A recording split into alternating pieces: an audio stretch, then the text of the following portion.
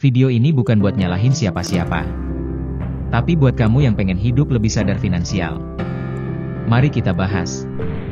Kamu diajarin rumus luas segitiga, tapi gak pernah diajarin cara ngatur gaji pertama kamu. Ironis? Sudah pasti sangat. Sekolah ngajarin kita banyak hal teknis, tapi ilmu tentang uang? Itu semuanya terasa sangat nol besar. Kita keluar dari sekolah dengan kepala penuh teori, tapi dompet kosong pengalaman. Gak ada yang ngajarin kita cara bikin anggaran, cara bedain keinginan dan kebutuhan, atau gimana supaya uang gak cuma numpang lewat. Padahal uang itu bukan cuma angka, tapi tentang kontrol, tentang keputusan, tentang mindset. Yang bikin orang bangkrut, bukan karena gajinya kecil, tapi karena gak tahu caranya ngatur. Tapi anehnya, kita diajarin bikin laporan keuangan perusahaan fiktif. Padahal laporan keuangan pribadi sendiri aja gak pernah kita buat. Dan sayangnya, gak ada guru yang ngasih PR kayak gini. Coba hitung, berapa persen dari uangmu untuk masa depanmu? Ilmu uang seharusnya sederhana, tapi karena gak diajarkan, jadinya menakutkan. Kita takut investasi, takut bisnis, takut salah.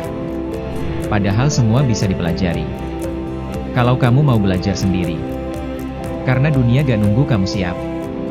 Sekolah selesai, tapi kelas kehidupan baru dimulai. Dan mata pelajarannya adalah uang. Ya betul, sekali lagi uang. Kalau kamu ngerasa telat, jangan sedih. Banyak dari kita juga baru mulai paham uang setelah usia 20-an.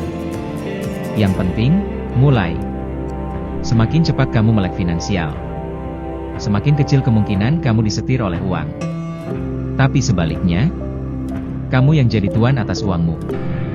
Banyak orang terjebak gaya hidup karena gak paham prioritas. Beli demi gengsi, bukan fungsi. Akhirnya yang dibayar bukan barangnya, tapi cicilan stresnya. Ilmu uang itu tentang kebiasaan kecil, seperti mencatat pengeluaran harian, atau menahan keinginan impulsif 5 menit lebih lama. Kalau kamu kerja keras tapi tetap merasa kekurangan, mungkin bukan masalah di jumlah uangnya, tapi di cara kamu memperlakukannya. Dan yang paling penting, uang adalah alat, bukan tujuan. Kalau kamu paham cara menggunakannya, kamu gak cuma bisa bertahan, tapi juga bisa bantu orang lain naik kelas. Kalau kamu nonton sampai sini, itu artinya kamu serius ingin hidup lebih sadar finansial. Langkah pertama sudah kamu ambil, yaitu belajar.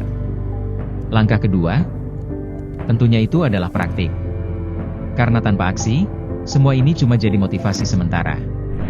Kalau kamu setuju ilmu ini penting, bagikan ke orang-orang terdekatmu. Karena ilmu uang yang gak diajarkan di sekolah, harus kita wariskan sendiri.